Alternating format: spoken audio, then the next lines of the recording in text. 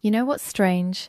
When you stop texting her and she stops texting you, it feels like nothing is happening, like silence means it's over. But here's the truth. The game doesn't end when communication stops. It flips. Because silence isn't the absence of emotion, it's the stage where emotion finally reveals itself. When two people go quiet, one starts to reflect, the other starts to panic. And the one who stays calm in that quiet, that's the one who holds a power. So stay with me. By the end of this video, you'll understand why silence speaks louder than any message you could ever send. You see, modern relationships are built on noise, constant pings, stories, updates, validation loops. We're all addicted to being seen. But silence ruins that illusion. It creates a void where attention once lived, and that void forces truth to surface. When you both stop contacting each other, that silence becomes a mirror, and what's reflected in that mirror isn't about them, it's about you. This is where Stoicism enters, the ancient art of emotional control, clarity, and detachment.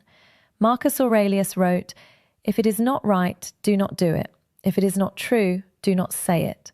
Silence in its purest form is both right and true because it's the absence of manipulation, the refusal to beg for validation.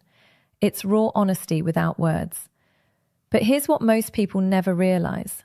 The moment communication stops, psychology takes over. Let's break it down.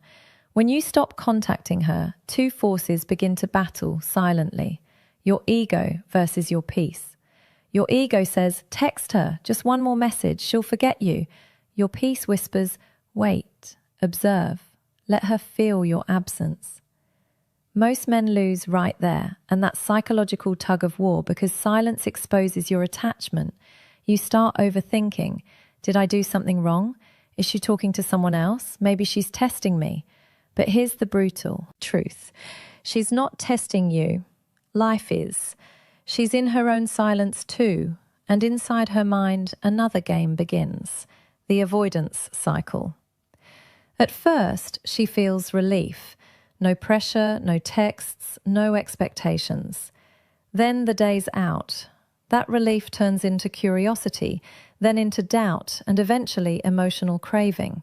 Because what once felt like freedom starts to feel like loss. The avoidant mind only understands your value in your absence.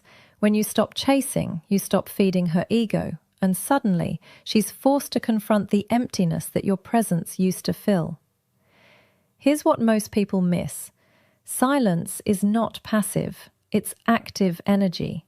It's the moment when emotional balance resets, when all the chasing, all the effort, all the control starts to flip.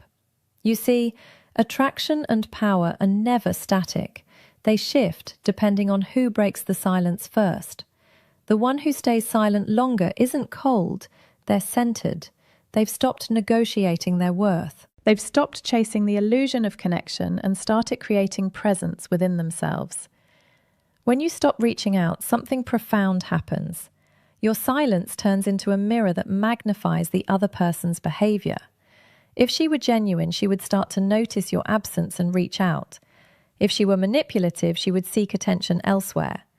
Either way, silence exposes truth faster than words ever could. And that's the Stoic advantage, the ability to stand still while the world spins. Epictetus said, "It's not what happens to you, but how you react to it that matters." Your silence is your reaction. It's not a weakness, it's emotional discipline, the highest form of strength.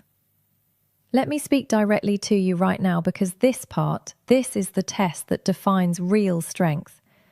When you both stop contacting each other, your mind will crave closure. You want to explain, fix, or prove something. That's natural, the human side. But a Stoic understands that closure doesn't come from conversation. It comes from acceptance.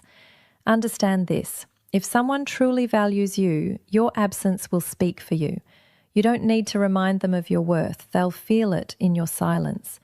This is the beauty of emotional control. You stop trying to win people back and start winning yourself back. The lesson is simple. Silence is not punishment, it's preservation. You're not ignoring them to manipulate. You're respecting yourself enough to stop explaining your value to someone who already knows it but chooses to forget. And that's where your power returns, because when you stop reaching out, you're not losing them, you're reclaiming yourself. So what does this look like in real life? Let's make this practical. When you both stop talking, don't fill that silence with anxiety. Fill it with purpose. Get busy, not as performance, but as evolution. Go to the gym, read, build your body, sharpen your mind, master your craft. Not to get their attention, but to remind yourself of who you are without them. Every time you stop yourself from reaching out, you're rewiring your brain. You're teaching it that peace feels better than chasing. And here's the twist.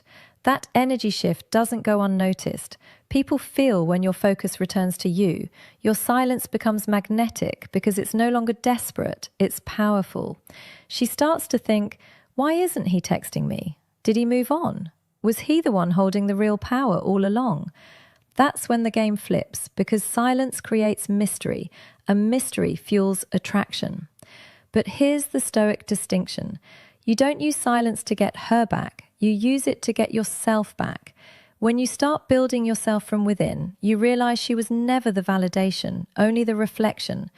As your energy stabilizes, you stop chasing outcomes and begin to embody peace. And ironically, that's when the world, and sometimes even she, starts chasing you.